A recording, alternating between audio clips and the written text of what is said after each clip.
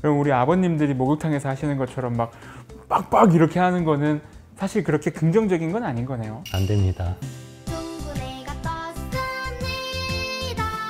안녕하세요. 피부는 오늘도 맑음의 피부과 전문의 조홍기, 이강모, 김건입니다. 다가오는 겨울 피부는 자꾸만 건조해지고 보습제를 어떻게 발라야 될지, 그리고 나머지 제품들, 화장품은 어떻게 발라야 될지 오늘 그 부분 이야기 나눠보도록 하겠습니다. 우리 건 원장님은 세안하고 나면 어떤 제품 쓰세요? 네, 저는 로션 제품을 쓰고 있습니다. 홍기 원장님은 어떠세요? 저도 보통 세안하고 나면 물기만 닦고 바로 크림만 바르고 있습니다. 이렇게 우리 피부과 원장님들도 정해진 건 없어요. 본인 피부에 따라서 제품들을 선택하고 계시는데, 저는 이제 유분기가 좀 많은 편이라서 세안하고 나면 토너, 그리고 나서 로션 이렇게 사용을 하고 있거든요. 우리가 먼저 알아봐야 될 것이 토너도 보습이 되냐, 이 부분 어떻게 보면 좀 많이 궁금해 하실 것 같은데요. 우리가 제품을 바르는 순서부터 한번 먼저 정리를 하고 그 제품들의 특징들을 한번 제가 안내를 해드리도록 할게요.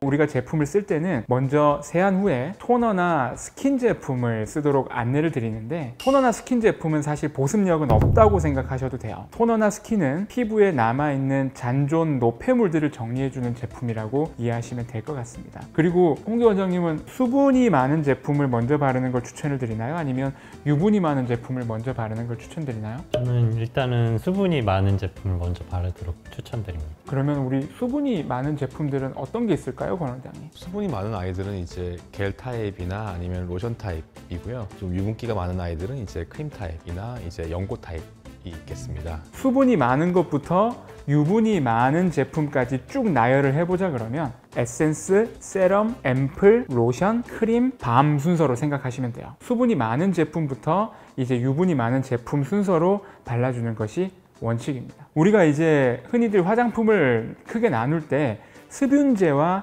밀폐제로 나누기도 하거든요. 습윤제라는 건 피부에 직접적으로 수분을 공급해주는 그런 제품들이고, 이제 밀폐제는 피부를 아주 부드럽게 코팅을 해줘서 피부 안에 있는 수분을 증발하지 못하도록 막아주는 제품들인데, 우리가 수분이 많은 제품일수록 조금 더 습윤제에 가깝다고 보시면 되고요. 유분이 많은 제품일수록 밀폐제에 가깝다고 보면 되실 것 같아요. 그러면 저희가 이런 제품들을 한 번에 다 발라야 되냐? 건 원장님은 어떻게 생각하세요? 저는 피부 타입에 따라 좀 다르다고 생각을 해요. 건강한 피부라면은 한두 가지 정도 얼굴에 맞는 걸 사용하는 게 좋고요. 조금 민감성 피부나 아니면 장벽이 파괴된 상태에서는 여러 가지를 바르는 건 정말 좋지 않다고 생각을 합니다. 그 이유는 화장품을 뒤에 뒤집어 보시면 성분이 굉장히 많이 있어요. 표시된 성분들은 많이 들어있는 순서대로 나열하게 돼 있는데 굉장히 많아요. 아무리 적은 것도 10가지가 넘게 들어있는데 5가지를 바른다면 거의 50가지의 성분을 피부에 바르게 되는 거고, 그렇게 되면 이제 민감성 피부에서 알러지가 일어날 가능성이 높다고 볼 수 있습니다. 우리 로션을 바를 때 아주 여러 번 피부에 문지르는 게 좋다고 생각을 하세요? 아니면은 가볍게 두드리는 정도로 끝나는 게 좋다고 생각을 하시나요? 많이 문지르면 피부에 자극이 갈 수 있으니까 톡톡 두드려 바르라고 말씀드리고, 피부에 어느 정도 골고루 묻으면 스며들면서 작용을 한다고 생각하니까 많이 문지를 필요는 없다고 말씀드립니다. 그럼 우리 아버님들이 목욕탕에서 하시는 것처럼 막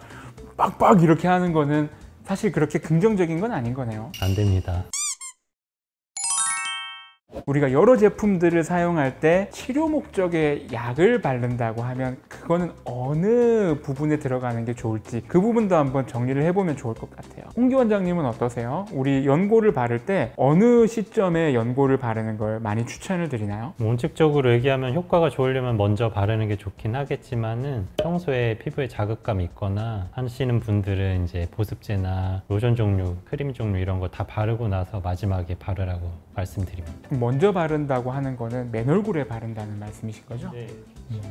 자극적인 연고들도 좀 있잖아요. 그런 것들은 맨 얼굴에 바르기 부담스러울 때도 있을 것 같은데, 건 원장님 그럴 때는 좀 어떻게 안내를 드리나요? 자극적인 거에 대표적인 거는 이제 아토피 때 바르는 이제 타크로리무스나 피메크로리무스, 상품명으로는 프로토픽이랑 엘리델 있는데 걔들은 좀 따가워요. 그래서 그거는 보습제를 바른 다음에 발라주는 게 좋다라고 말씀을 드리고, 연고 자체를 좀 차갑게 해서 바르면은 자극감이 덜하기 때문에 그렇게 바르는 것도 괜찮습니다. 아까 제가 말씀드렸던 습윤제와 밀폐제라는 개념을 우리가 생각해보면 좋을 것 같은데, 우리가 결국은 얼굴에 아무것도 바르지 않은 상태에서 약을 발랐을 때 가장 큰 효과를 낼 수 있는 건 사실입니다. 너무 자극감이 있는 제품이거나 피부를 스트레스를 줄 수 있는 그런 약물을 사용할 때는 습윤제까지는 괜찮은 것 같아요. 이제 뭐 로션이라던가 에센스라던가 이런 것들을 먼저 발라주고 연고를 바르시는 거는 흡수율에 큰 영향을 미치지 않는데, 이제 우리 밀폐제, 결국 피부를 코팅하는 그런 화장품을 먼저 바르고 약을 바르면 그땐 흡수율이 되게 좀 떨어지는 것 같더라고요.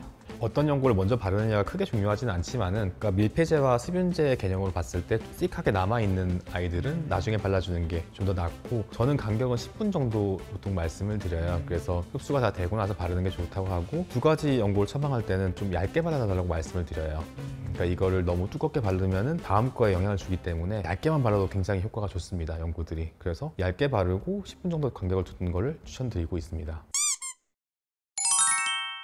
그리고 하나 또 말씀드리고 싶은 게, 성인들은 연고를 발라도 전신적인 영향이 거의 없어요. 흡수돼봤자 사실 얼마나 흡수되겠습니까? 근데 아이들은 몸무게에 비해서 체표 면적이 되게 성인에 비해서 넓은 편이거든요. 피부에 의해서 흡수되는 약의 전신적인 영향에 대해서 완전히 자유로울 수는 없어요. 제품들을 너무 광범위한 부분들에 마찰을 많이 주게 되면 이 부분에 자극이 되면서 혈류량이 늘어요. 그래서 혈관을 통해서 연고가 흡수되는 확률이 조금 높아지거든요. 1살짜리 애기들, 2살짜리 애기들 약한 거 발라줄 때 좀 너무 마찰은 피해 주시는 게 좋을 것 같아요. 혹시 인터넷에서 원 핑거 유닛이라는 이야기 들어보셨어요? 어떻게 발라야 되는지, 어떤 순서로 발라야 되는지 이런 것들을 말씀드렸는데, 양에 대해서도 궁금한 분들이 분명히 계실 거예요. 약의 양에 대한 기준, 저희가 양을 어떻게 측정하는지 보습제로 한번 보여드릴게요. 네, 요거 보습제인데요. 이제 원핑거 유닛이라면 하나의 만큼 한 마디라서 여기서부터 이렇게 짜면은 이게 한 마디에 바를 수 있는 겁니다. 그래서 요 위에 하면 이렇게. 그러면은 원 핑거 팁 유닛을 짰을 때 보습제는 손바닥 하나 범위, 그리고 약은 손바닥 2개 범위인 거네요. 그러니까 우리 약은 조금 더 양을 적게 발라야 된다는 말씀이신 거죠? 약 같은 경우에는 이제 바르고 나면은 피부 표면에 남아서 한동안 효과를 보이는 거예요. 그래서 이게 우리 성에 차도록 듬뿍 발라서 이렇게 막 문지르는 게 아니고 살짝만 묻혀놔도 효과가 다 있습니다. 오늘 여러 가지 설명을 드렸지만 로션이나 크림 같은 경우에는 무색무취 무향이 피부에 자극이 없어 좋고요. 약은 무조건 많이 자주 쓰는 것보다는 정해진 양, 정해진 면적만큼 쓰시는 게 도움이 됩니다. 오늘 영상이 도움이 되셨다면 피부는 오늘도 맑음, 좋아요, 구독, 알림 설정 부탁드립니다. 감사합니다.